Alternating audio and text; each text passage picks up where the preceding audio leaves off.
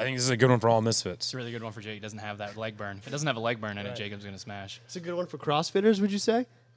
15.1 is 15 toe to bar. Yes. Ooh. 10 deadlift. Oh, yes!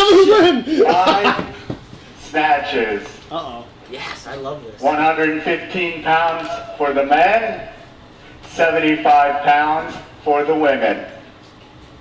As many reps as possible in Don't say 20. 9 minutes. All right, I can live with that. It's not over. 15.1A is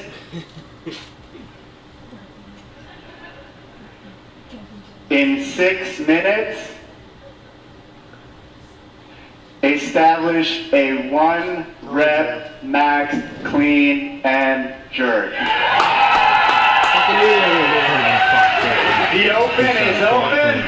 On your arm right here.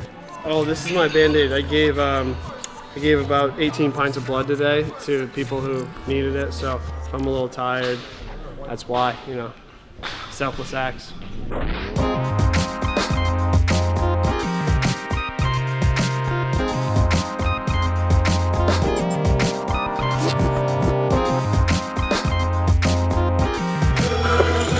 Yeah, boy.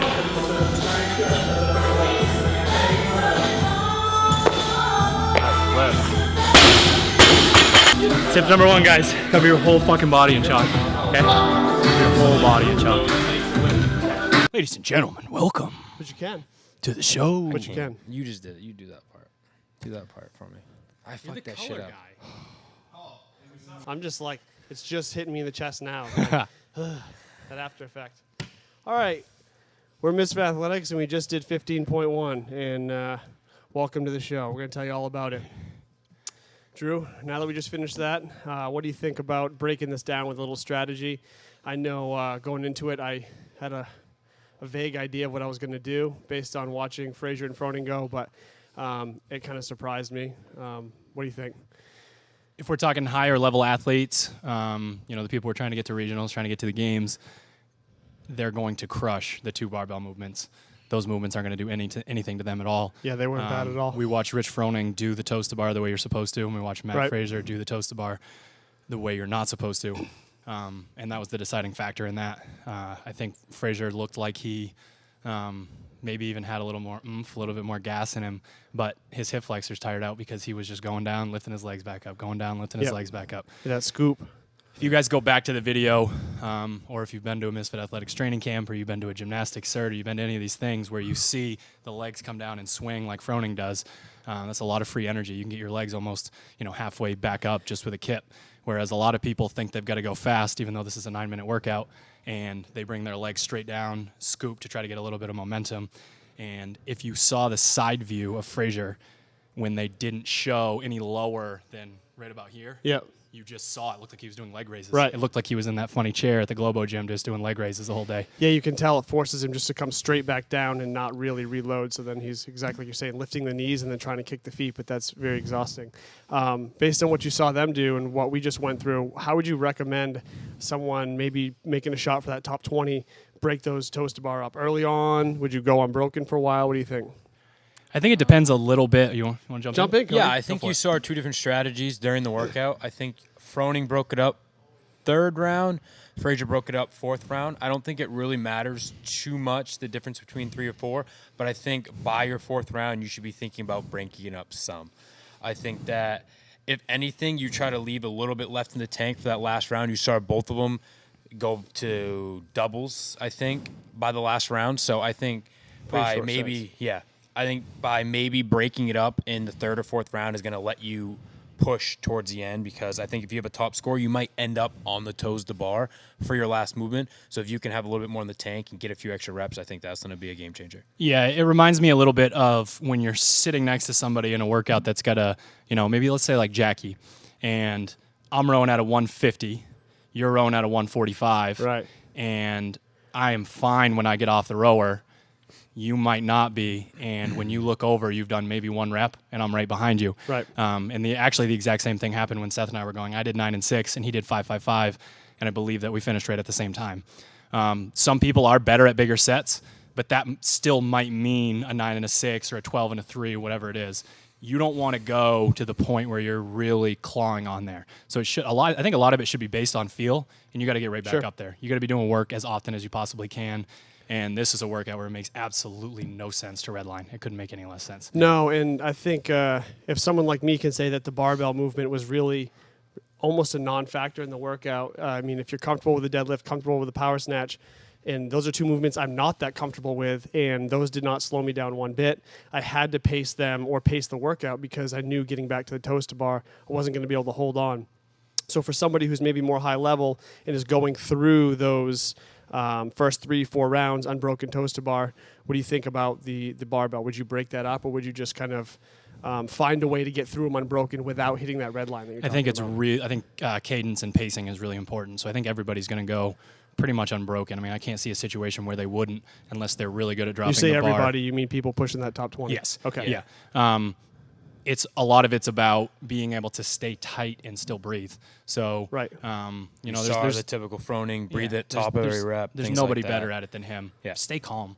Stay really calm throughout those movements. Do them unbroken, and be smart about the toes to bar, and you're probably going to reach your genetic potential within a couple of reps. I mean, I think something that's 9 minutes long that's a triple, it's going to sort you right out. It doesn't and I matter think what strategy, I think you saw too. I mean, maybe holding onto the barbell, it might hurt then, but it's going to be all right because you saw after the 3rd or 4th round, Froning went to his chalk bucket, chalked his hands, took a deep breath every time before he grabbed the toes to bar. He got through the barbell movement. I think games and regionals athletes can get through that barbell movement without having to break it up or go to singles and take a deep breath before you grab the bar, and you're going to be all right for your toes to bar. Well, and you didn't see Froning when he stopped, when he had to chalk, when he did things that Fraser didn't. You never saw Fraser really pull ahead. So it shows that sort of composure. You know, we joke about it all the time. Froning's the guy in the horror movie. He's walking through the woods. The victim is sprinting through the woods, and somehow he stabs them at some point in the woods. Like his effort just it's incredible. Kind of perfect segment to the next topic, which is the transition. To avoid that red line, it seems like it's important to, you might be doing the movements unbroken or doing them in very big sets, but that transition from the bar back to the rig, you shouldn't be sprinting back there around 1, 2, 3. You should be walking, making sure your breathing's under control, making sure that your grip's good to go before you jump up there. I think that's like a big part in this workout. I think that you saw Fraser more kind of look that like sporadic. He had that look in his face. He was kind of bouncing around, really watching Froning. But Froning walked to each thing, took a deep breath. You could see when he was walking, he was taking deep breaths, trying to get his heart rate down some and stay composed. And that's what he does. I mean, that's why he's the best in the world. But I think that is another thing that people are gonna. If you get up to your bar and you run right to your bar and then you run right back to the toes of the bar for your 1 through 3 rounds, it's gonna hurt once you get there. I think you gotta. Here's a question. Okay, so we watched those two kind of game back and forth off each other, and Fraser would wait half a second till Froning was done his stuff and come over and then take off again or try that. And then when Froning took the lead, he did the same thing to Fraser. Do you think that if those two were not going against each other and not gaming off each other, that they would do better or worse? I actually think they'd both do better. I do too. What do you think? I don't know if you're gonna see Fraser do better. I think he'd calm down a little bit. I think he'd calm down, but I think that he moves when someone else moves.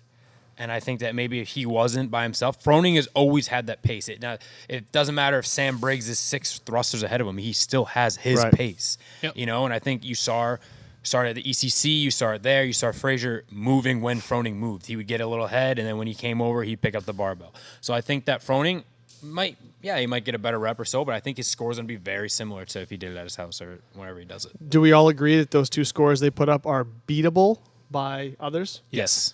Okay, and if someone was going to beat those scores, how would they attack it differently to surpass Rich and You wouldn't. Fraser? You just be able to hold onto your toes to bar longer. If there are people out there that are built a little bit more for toes to bar. Somebody that's a little bit more long and lanky is going to be Tyler McBride. Well, Tyler, yeah. But I mean, someone that's a little bit more tall and lanky, maybe like a Cody, that can get a little bit more swing out of their kip. I think that if you watch someone go through 4 rounds like Froning, stand broken, break up smart, but be able to go and maybe hold the fives towards the end instead of doing your double and a triple here and there, you're going to see someone maybe push towards completing that 8th round. I think is going to be a top of the world score. So completing 8, you think will be? I think is going to be. No one can do an EMOM of this. I don't think you're going to see an EMOM of this. No. Okay. Yeah, I think once you get back to that, if you're in the round of 9, you got to do toes to bar. Exactly. Bye-bye. Even if you stayed EMOM, I don't think it's happening. You know, there'll be people that attack this workout like they're shot out of a cannon and finish, 3 rounds in 2.5 or even less minutes and try to push that limit. So you do not think there's a way someone can come out faster and hang on and survive to get 9 rounds? No. Okay. No, because I think that person by that point might be starting to do the swoop or the plank or start having their movements not be as smooth, and it's going to definitely catch up with them towards the end. You could make those barbell movements hard if you wanted to. If you want to hold your breath and Exactly. go rapid fire and all that different stuff. So. Yeah, and it's just going to make those toes to bar just as hard. Breathing in a toes to bar can be easy, or it can be, if you grab the bar when you're breathing very heavy, they can be really hard to breathe. So. Yeah, and one more thing about the deadlifts, just we have a lot of athletes, or we know of a lot of athletes that have that lower back pump that everyone deals with in workouts, especially with a combination like this. You kind of overextend in that bottom position of the toe to bar, then you go for deadlifts. And if those aren't perfect, if you're not taking that time to breathe and brace, you could find that pump in a couple minutes in this thing if you're not taking your time with it. So. And same thing with snatches. I mean, it's only 5, but if you're bending at the hip, not letting your tailbone drop a little bit once you get past your knee, if you're touching and going, that's going to have an effect on your back as well. I agree. Just Absolutely. do what Froning does. What do you think? Anything else? Anything else you want to tell everybody about this workout? I know you don't want to give away all your secrets because Yeah, I got so many you're coming secrets. for that number 1 spot. No, I think that. Are we going to talk about the clean and jerk? Yep.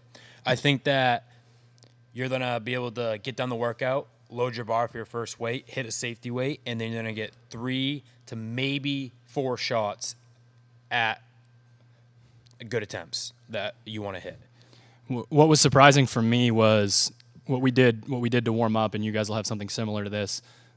We warmed up our clean and jerk, then we went through our primer, and right after the primer, we hit a moderate clean and jerk just to have that feel of, my heart rate's up a little bit. I've been doing some toes to bar, doing some barbell work.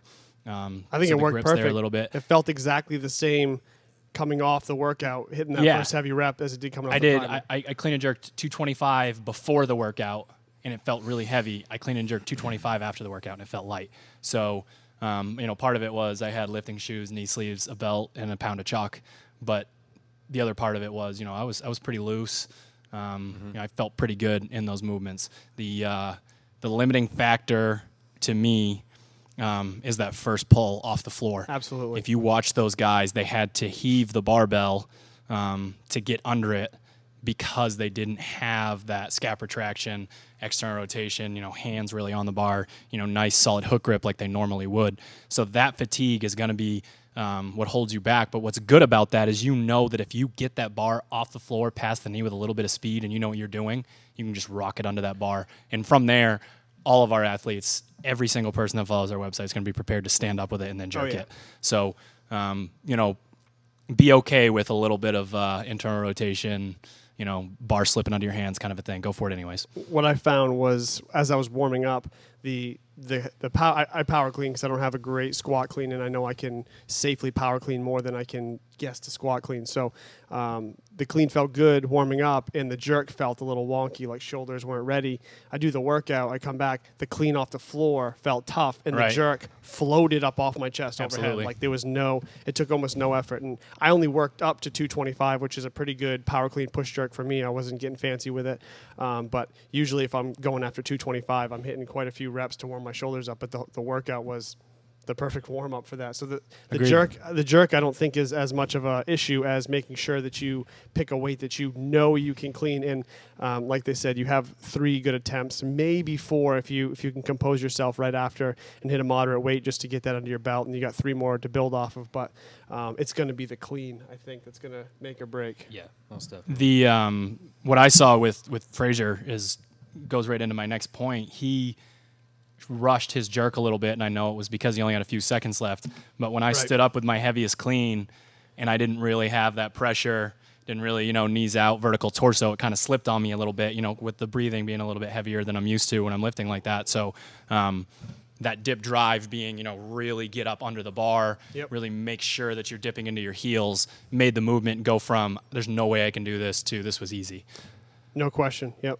As long as it was just about catching the clean. Once I caught the clean, I stood up with it. I just felt like it wanted to rocket off me. It was not an issue. What do you think? You were watching. Yeah, no. I think that both you guys, you loaded the bar, gave yourself enough time, let your heart rate come down. Took 2 full minutes after before I Yeah, I think Drew did too. He switched his shoes and yeah, me too. You just made good attempts at it. It came down to taking a belly breath before you went overhead, squeezing everything tight. I know your abs going to be sore, but if you go to dip and this happens, it's going to be really hard. Right. And I had to dip. Exactly. And then stand back up, readjust. And exactly. Dip So it's a workout that you have to move efficiently. And if you don't, it's going to hurt a lot more than it should. I don't think this is a workout that's going to put you on the ground crawling around. Not at all. It's just a workout you're going to try to keep your heart rate down. So we agree that this workout is not one of those that you would end up rolling around on the floor, trying to recover from movement to movement or after the workout into the clean and jerk. It's more of a muscle fatigue style workout, traditional CrossFit, but not a heavy breather. Yes, totally. Absolutely. Heart rate goes up a little bit at certain points, but you never have that real deep leg burn or lung burn or anything like that. I didn't, and I'm terrible at CrossFit. So yeah. So it's one of those things where if you stick to your guns and you leave yourself some toast to bar for the end of the workout for that last push, I think people are going to crush it. Yeah. By people, I mean our people. I mean, I'll be honest. I started off with a 5.55 really fast on the total bar. Quick transition. First 3 rounds, got through that, and then once they went away, I had to do doubles and singles really, really fast. But it still worked out. It's the sort of thing where, even if you're totally fatigued, you can drop right down, kick right back up, drop down, jump up, and kick. So. And I think for people that are even good at toes to bar, if you break it up, 8 and 7. What's 8 reps? What's 7? They're not huge. If you're good at toes to bar, those aren't. Says the guy with the biggest hands in CrossFit. Yeah, I know, but those aren't unreasonable rep schemes. They're really not. You count to 8, you count to 7. That's 3 more than 5, 2 more than 5. Come on, we've been doing this for a while. We can do that. But if people do like to break stuff up, and you're doing 8 and 7, and someone's doing 5.55 next to you, and they're getting off the pull-up bar 2 or 3 seconds later, there isn't a huge difference. You got to go with what you're comfortable with. Exactly. Then there's not a lot of benefit for you to no try rest to is hang probably the biggest point that Yeah. we got to make there. I had a couple of rounds where I walked around the pull-up rig, and then I realized I didn't have to, and I stopped doing that. Same thing with last year's open workout. 50 toes to bar, you see people come out with huge sets. I did sets of 5. I just made my transition time fast. You shake it out, you get back on the bar. You just got to make sure you got to know to do that. It's CrossFit. It's about being efficient. It's about being smart. It's about moving well. All the things that we preach all the time. There's no surprise here other than the fact that Wait, there's no tricks? There's no some tricks. special sauce? There's no left, right, 15B down, down, is up, still up. coming out. And if you guys know, 15B is on its way. I've been trying to patent some product that gives you all the keys to CrossFit, but I can't come up with it, so I just keep making everyone work really hard. Is it hard work, maybe? It's hard work. I don't know. I don't like hard work, so it's not my way of doing it. So it's it's not just hard work. So you just trained. When would you say that you started training? At what point in last year did you start training for the 2015 season? Seriously training. Yeah. Seriously training? When? Probably when I got back to school. Okay. So we're talking 6 months, somewhere in that range. Yeah. So you trained an unbelievable amount over the last 6 months. Yeah. And now you have 5 workouts, which are going to amass an hour, less than an hour. Way less. Mm-hmm. And that's going to define every single thing that you just did. Yeah. But see, looking at it like that becomes a problem, I think, to some people because Well, I'm not going that way. What I'm saying Problem is for losers. if you can't get up for this, Oh. if you can't use, you're in the wrong sport. Well, yeah, but it's not just that. Like people that didn't prepare properly are gonna know their heart rate's gonna be 30 beats higher than yours is. Yeah. Because you know that you didn't prepare for this. Even some people, their goals and their priorities just don't line up. But you, tomorrow, maybe again Sunday, Monday, whatever, are going to have to put just a little bit more into this workout. Those last 90 seconds, maybe blood starts pouring out of your hands and you don't care, or maybe, we're screaming in your face and you jump up when you didn't think you were going to have to. Is there anything that you can say to people out there that struggle with that? This is what I do. This is how I do this. Because like I said, I know you are going to crush this, but there might be other people out there that work just as hard as you that have a really tough time with getting up for one thing. Yeah, and so recap really fast. Last year, didn't do too well in 14.5, had to redo it. If I could go back and think of my first time doing 14.5, maybe one of the times I dropped the bar or something like that, and just thought in my head real quick, hang on, if I hang on to this bar, I don't have to go through this again. I don't have to rip my hand again. I don't have to do another toes to bar. If I can just realize this is an open workout, this can be a one-time thing, or maybe if it's two-time if you don't like your score, but you want to end this workout knowing that I gave it my all. And if something happened, like you did rip your hand or something like that, you redo it. But if you see the clock with 30 seconds left and you're resting on your knees, you got to find that inner drive to say, get back up the bar. I don't want to do this again. How do you dig that out of yourself? Because I don't have it. Because you train 365 days out of a year.